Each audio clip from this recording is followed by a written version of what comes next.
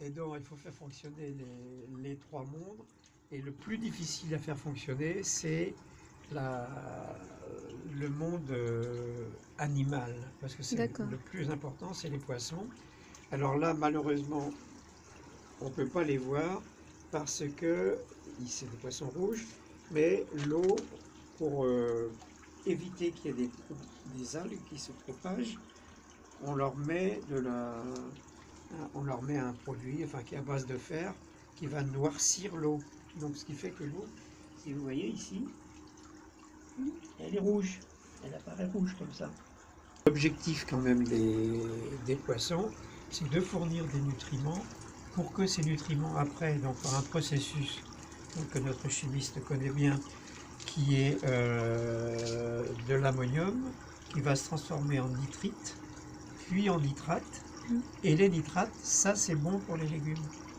Et donc de ce fait-là, l'eau, après il y a un filtre ici, va être transmise par une pompe, qu'on ne voit pas non plus, qui est là-bas, et va transmettre et arriver ici pour tomber dans les tours de croissance via des buses. Donc voilà. Hein.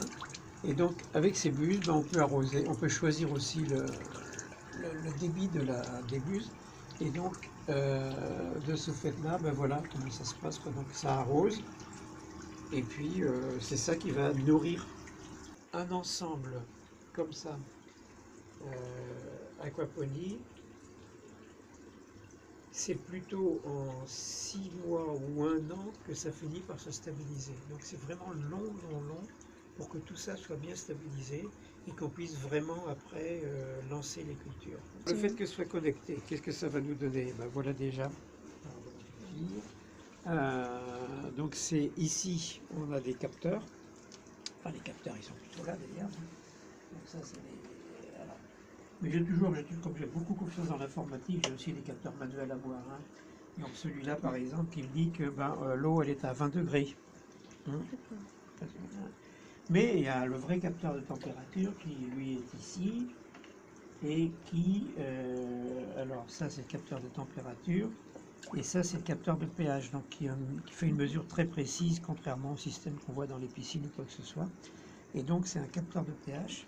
Il faut toujours laisser dans l'eau, d'ailleurs, sinon... Et donc, tout ça, c'est transmis via ce boîtier de commande. Et c'est un boîtier tout simple, hein, il n'y a vraiment pas grand-chose dedans. Oui, c'est vraiment tout simple, tout simple. Et puis, avec des interrupteurs. Un interrupteur ici qui commande le ventilateur, parce que surtout en été, quand il fait très chaud, il faut pouvoir évacuer la chaleur. Il y a un qui commande la pompe, qui est celui-là, donc la pompe qui est ici, qu'il faut laisser en permanence toujours, parce qu'il faut alimenter tout, et c'est une des grosses contraintes de ce système-là, c'est que il faut que tout marche en même temps. Quand je disais le monde digital, ben c'est aussi ça aussi en fait, hein, tout ça monte en même temps. Et donc la pompe, et puis l'interrupteur général, voilà. Et comme moi, j'avais d'autres besoins, j'ai créé tout ce panneau là avec tous les interrupteurs. Je vérifie tout, vous voyez, même si j'ai la température de l'air qui est mesurée, je l'ai quand même ici. Et puis donc ici, j'ai les interrupteurs de mes 3 panneaux de LED. Mais je vais peut-être en mettre 3 autres après ici d'ailleurs, il faut que j'en mettrai de la même façon ici. J'essaye, en ce moment j'essaye, donc je fais plein de bêtises. Si vous pouviez imaginer tout ce que j'ai fait comme blague sans le savoir d'ailleurs.